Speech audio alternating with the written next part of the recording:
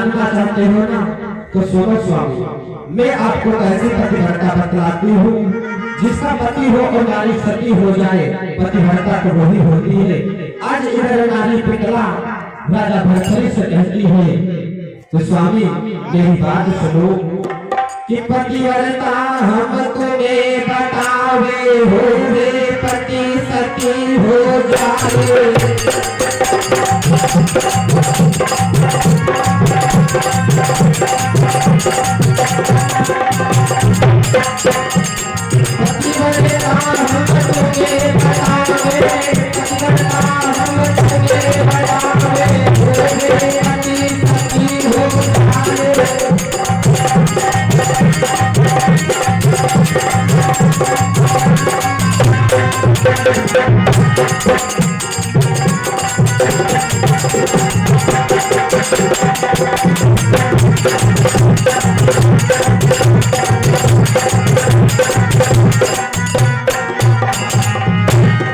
जैसे ही इतनी बात कहने लगी, सुनो आपने उसको पतिव्रता बतलाई जो पति के साथ में सती हो गई, तो वो कौन सी सती हुई?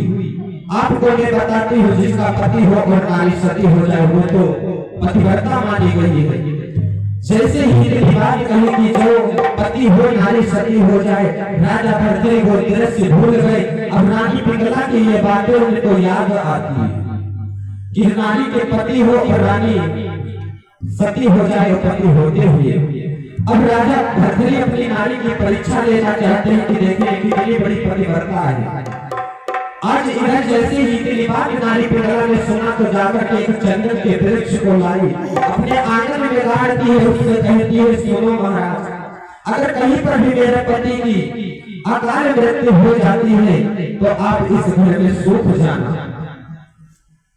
आज जैसे ही इतना करती है, अपने पति से प्रेम बहुत करती है। आज इधर राजा भरथरी धीरे धीरे काफी समय हो गया, तो एक दिन की घटना ऐसे घटी, राजा भरथरी कह रहे हैं कि मुझे जंगल शिकार करने जाना है।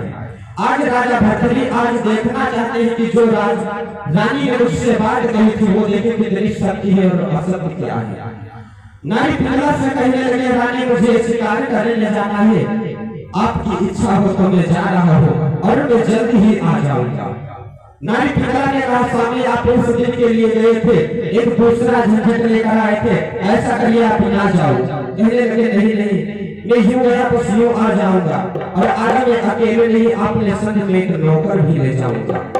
तो कहती है नारी पिंगला, स्वामी मैं तुमसे इतना प्रेम करती हूँ कि एक पल भी तुमसे जुदा नहीं रहती हूँ।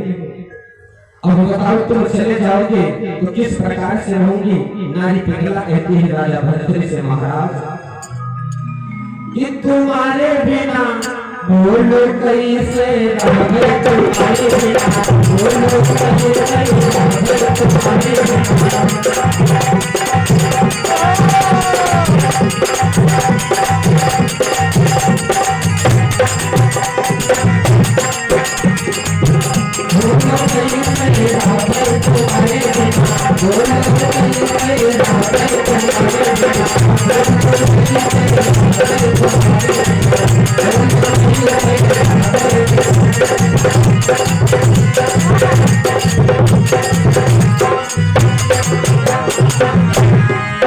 जैसे ही इतनी बात कही थी, स्वामी बताओ मैं तुम्हारे बिना किस प्रकार से रहूंगी।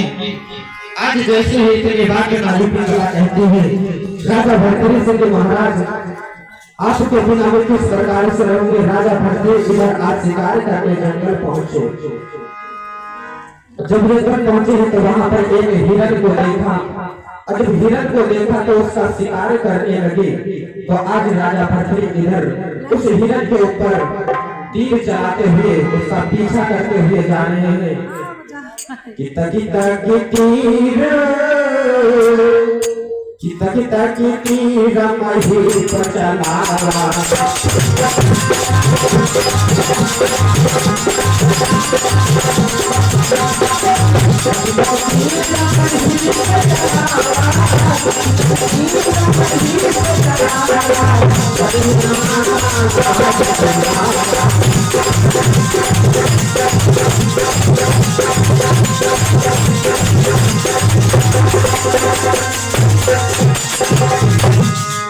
आज राजा भर्तृहरि ने उस हिरण का शिकार कर लिया और जाकर के जब शिकार किया तो अपने वस्त्र निकाले डाले और आज हिरण के खून में अपने वस्त्रों को भिगोते हैं। जब कपड़े भिगोते हैं तो आज नौकर से कहते हैं इस कपड़ों को लेकर जाना नारी पिंगला से कहना कि तुम्हारे राजा इस दुनिया में अब नहीं है। जैसे ही इतनी बात कही कि महाराज आप जीवित हो और नारी पिंगला से मैं यदि कहूंगा कि तुम्हारे स्वामी मर गए तो मेरी तो मृत्यु हो जाएगी, मुझे मृत्यु दंड मिलेगी। कहने लगे जाओ, अगर नहीं जाओगे तब भी तुमको मरना है और जा रहे हो तो वहां पर ठीक है, हो सकता है नारी ना मारे, जाओ। जैसे ही इतना कहा तो कहने लगे ठीक है कपड़े तो ले जाऊंगा। तो कहते हैं जाओ और मेरे कपड़े लेकर जाना और नारी पिंगला को ये बतलाना। कहते हैं क्या कि कपड़े ले जाना, कपड़े ले जाना, नारी पिंगला को झूठ बताना, कपड़े ले जाना।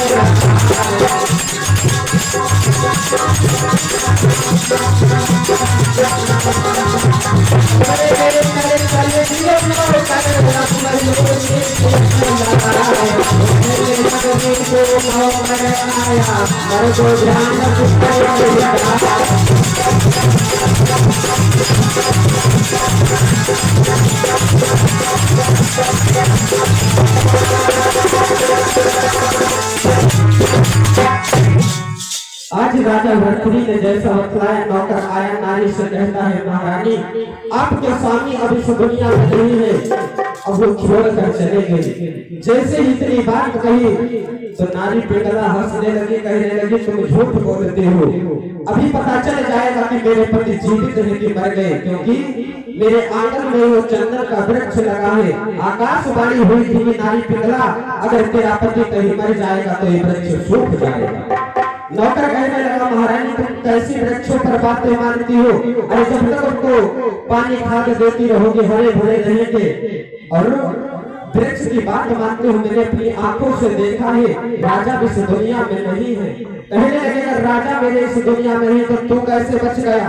कहने लगे महारानी अगर सिंह आया था मैं तो भाग गया और स्वामी आपके भाग नहीं पाए।